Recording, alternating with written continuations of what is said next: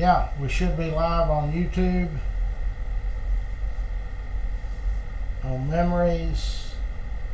We're on about 5 or 6 platforms right now as we speak. Brittany's in, Gene's in, Tom's in. Tom and his wife brought by a couple of bikes and helmets that were awful cute yesterday.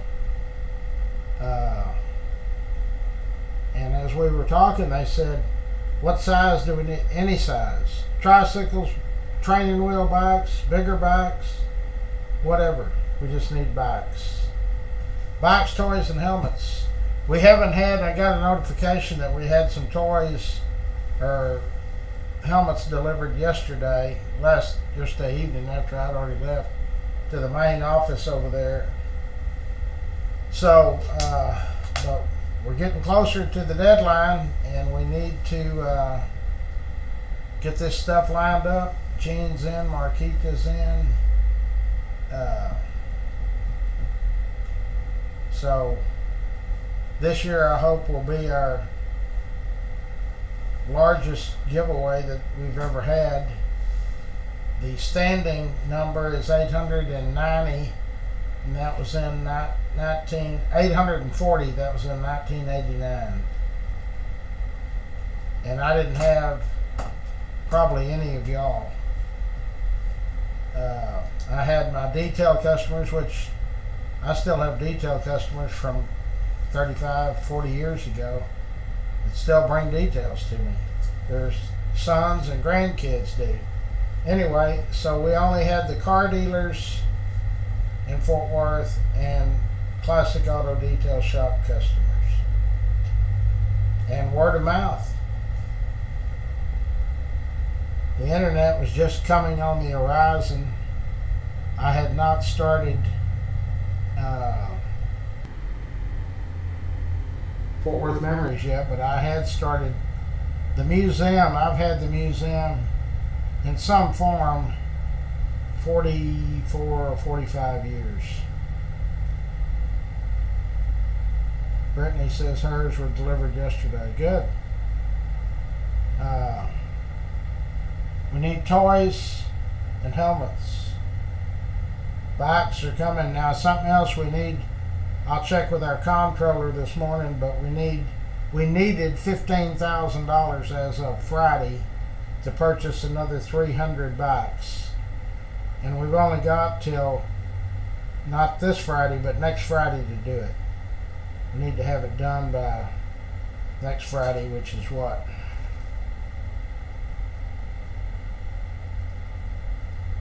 Next Friday is, let's see, Tuesday, Wednesday, Thursday, Friday, the 8th. So by November 8th, we need to have another $15,000.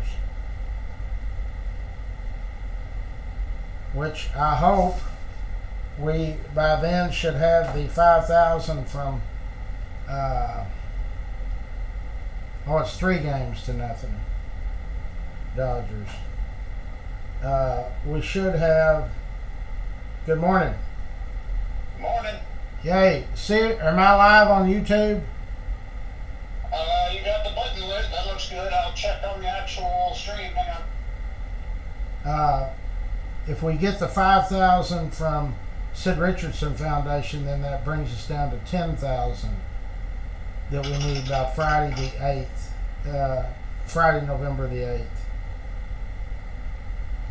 What a great cause. Yep, you're live. Scott is on live with us. This is the Scott and Larry Show. So Scott, yesterday I saw that you made a comment when I posted the factory of Curtis Mathis, and you said, was that street named after it? Yes. Hell, there's a whole dang community over there. Highlands of Arlington. Do you know where that is? Yeah, no, I know. That's where I saw the street in the Highlands. Yeah. Well, let me tell you, Curtis Mathis started his television company in 1957 in Austin, Texas.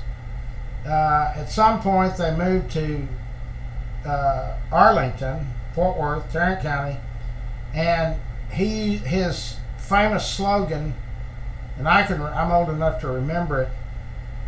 His slogan for selling these TVs, which were pretty much all console TVs, is "We make the most expensive televisions in America, and they're darn well worth it." Now his son, Charles Mathis, acquired the Circle K farm. It was in Arlington. Now people don't get this confused and say, "Oh, so Circle K convenience stores." No, they weren't named after this organization. But they bought the Circle K farm, and he always said he bought it lock, stock, and barrel, better than 1,500 acres. Well, they sold the stock and they sold the barrel, and so then they decided to sell the property and make a development here, a city. And Curtis Mathis's wife was still alive, which was Charles' mother. And Charles had paid, or Curtis had paid $600 an acre, is what it roughly was bought for. So they got an offer from a Dallas development, Peacock, Shirley's in. They got an offer of $12 million. Whatever that works out per acre. So I'd say that's a pretty good turnaround on a $90,000 investment. But being the sharp lady that Curtis Mathis's wife was, she said, "No, I believe we'll just develop it ourselves." And so they developed the city, the town, the development, the Highlands of Arlington. That was all built by Curtis Mathis, and the street was named after him. So it's strange how things work out that way. But that lady she had to be pretty sharp to turn down $12 million, and they weren't doing that good at the time. And she said, "No, son, we'll just develop it ourselves." They got hooked up with a developer. Got some bank financing, people believed in them. Basically put everything they had up as collateral. Curtis Mathis company. And Curtis Mathis does not sell televisions today, but they are in the technology business today. Going strong. So their company, of course, now is not in the family anymore. But so that's how that happened. And so immediately, I knew people were going to say, "Oh, Circle K farm, that must be Circle K convenience stores," but it wasn't. Wait a minute, my phone's ringing. I can find it.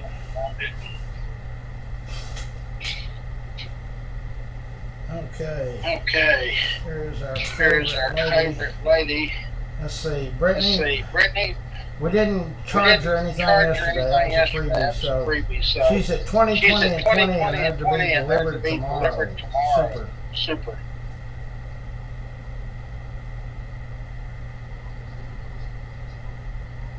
Yeah. Well, I started posting,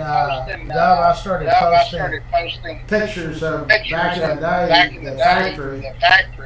Yeah, and you can see wood laying on the floor. I mean, it was a big deal. That was really, television didn't evolve till 1948. The very first television program that anybody saw in Texas, you turned on your TV if you were lucky enough to have one, and you saw Mr. Amon Giles Carter and two other gentlemen, and they just sit there and talked. But so in the 50s, which was just less than 10 years later, Curtis Mathis founded his television company in Austin, and his slogan was, "We make the most expensive television sets in America, and darn well worth it." So then they went on and bought several hundred acres, or almost 2,000 acres in Arlington, ended up developing it, and it became the Highlands in Arlington. And there is a street there named Curtis Mathis. So Okay, she's finished. All right, so we're on is she on the feed? I can't. Yeah, she's on the feed now. Okay, so whatever, I see your question. What's this worth? Nothing today either. I don't have any more money. Okay, that's all right. We'll start back up tomorrow, but I'll answer your question. What's your question? The Fugitive movie. There was a one-armed guy. Okay, I know where you're going. We had a one-armed guy here too. His name was One-Armed Bill Thompson, or Tomlinson, or Thomason. Hell, I don't think anybody knows his real name. He had a gambling establishment in Hills Half Acre above the Stag Saloon. The Stag Saloon was a very prominent, well traveled, or a lot of people showed up there. Back in the day, the Hole in the Wall gang drank there. All of the big Sam Bass, all of them. In fact, Sam Bass destroyed the Stag Saloon at one point, tore it up. But there was also a very popular district attorney in Fort Worth or Tarrant County, and he was well liked by all of the people here. And so on, what I'm looking for work. Do you have anything available? I don't, Carla. We'll look around. Patricia's in. Jeff Davis McClain was the name of the district attorney, and Bob McClain. The McClains of today are related to this gentleman. He and his wife were in their late 20s. There's Walter Daniels Sr. and early 30s. So Jeff McClain had really put the pressure on the sheriff and the police to start shutting down these gambling establishments in Hell's Half Acre, specifically the Stag Saloon, and if not shutting it down completely, the gambling rooms up above that were run by Bill Tomlinson, whatever we want to call him today, but he had one arm. So on a Saturday morning, or Friday morning, March 22nd of 1907, Jeff McClain had promised his wife a early carriage ride, and she agreed. So they got loaded up in their buggy and their carriage, and he was going through town, and he saw the sheriff and his deputies at the Stag Saloon. So he said, "Hey, hold on, I want to go over here and see if they're finally going to get One-Armed Bill." So his wife stayed out in the carriage, and the sheriff was walking down with One-Armed Bill. He couldn't handcuff him because he only had one hand.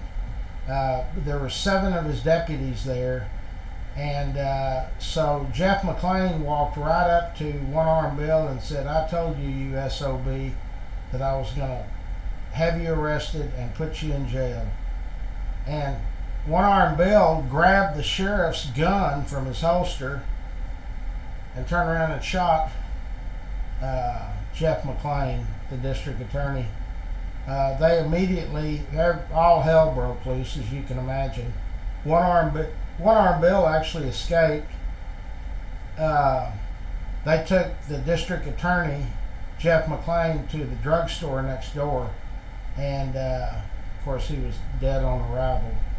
So then the town found out, and this guy, the district attorney, was very well liked, and they immediately, everybody grabbed their guns. Most of them already had a gun, and they set out looking for One-Armed Bill, and they caught him. He actually ended up shooting a sheriff's deputy, and they caught him in a lumber yard. It was Rose, R-O-E-S lumber yard, at Taylor and 7th. Taylor and 7th. And they captured him. And depending on which story you want to believe, they captured him and took him to the jail, which at that time was fairly close to Hell's Half Acre, to 7th and Taylor Street. And they locked him. Well, they didn't immediately lock him up. My theory, there was a tunnel that had been started that ran about 15 feet. It was about 7 feet down. And I think, from everything I've studied, the sheriff said, hey, put him in that tunnel, throw that rug over it, and then we'll tell everybody that we sent him to Dallas. He sent a couple of his deputies on horseback to Dallas. And the townspeople could see these horses riding away. So when the townspeople, just up in arms, they were going crazy. Because then they found out that Jeff Davis McClain was dead. They wanted revenge. They wanted to hang him immediately. He was the scourge of Fort Worth. And so the sheriff said, hey guys, you're welcome to look in here. I sent him to Dallas because he's entitled to a trial. And okay, Carla, I'll keep that in mind. So the townspeople fumbled around, and a few of them got on their horses and tried to catch up with the two deputies. But of course, the deputies really didn't go to Dallas; they went in the other direction. So different historians have different ideas. I say he was hung. Some people said he wasn't hung. Some people said he was shot at Rose Lumber Yard and later died. But that's the story of One Arm Bill. So we're doing that as a freebie for her today. So she is going to deliver 2020 and 20 bikes, helmets, and toys tomorrow, or somebody in her family is. Okay, so if you're on YouTube, I will switch the cameras. There's another part of the museum. That's why it's important you get on the YouTube. Where was Hell's Half Acre? I'll post a map of it. It's in the kind of the by where the T&P train station was or is, and the lower end of town. There's another shot. That's of the front wall of the museum. Richard Seltzer's got a real good book out on it. Okay, and so today is October 29th. 46 million voters have cast their deal. It's going to be in the 80s. Lunch, I don't know where we're eating yet. The Silver Sisters, I don't know, Scott, if she sent you the updated photo, but she will. The election countdown. Not there yet. Election countdown, 7 days, 0 hours, 47 minutes, and 41 seconds.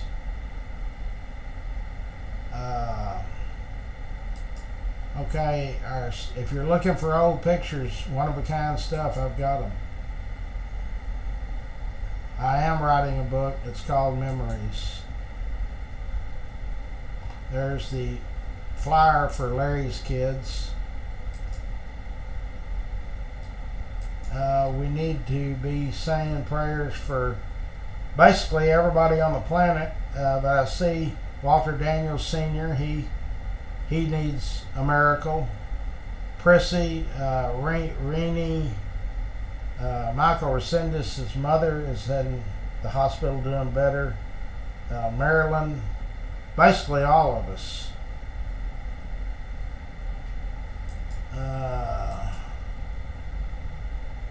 We've got several different groups helping us out on that.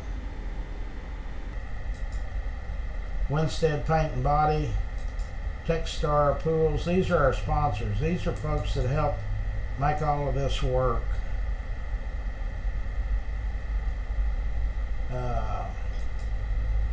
There's A Bird AC and Heating Inc. Dub Peacock, he's on our live feed right now. Burt Ladner, Steve Coburn has Coburn's Catering. There's Dickie Carr, Sand and Gravel, which is Richard Carr and Pat. Express Dent, if you got hail dings or anything like that, Dick Regester and Eric, and that's off White Settlement Road in Carroll. Fort Worth High Tech Signs is Jeff Jones. Fort Worth Lumber has been a long time sponsor and real active in our group. Cross Electric is there if you need an electrician. Hart Painting, David has stepped up to the plate one of the things that we promote is the Pioneer Rest Cemetery, and when they got a hold of me and said, we've got a shed, we need a mural drawn on it, but we need to get the shed painted first, and we'd like to have it done professionally, but we don't have any money. And I said, well, hey, let me call David Hart, and David stepped up immediately. Jenny Stewart, State Farm Insurance, if you need insurance. You know, Scott, I don't think I sent you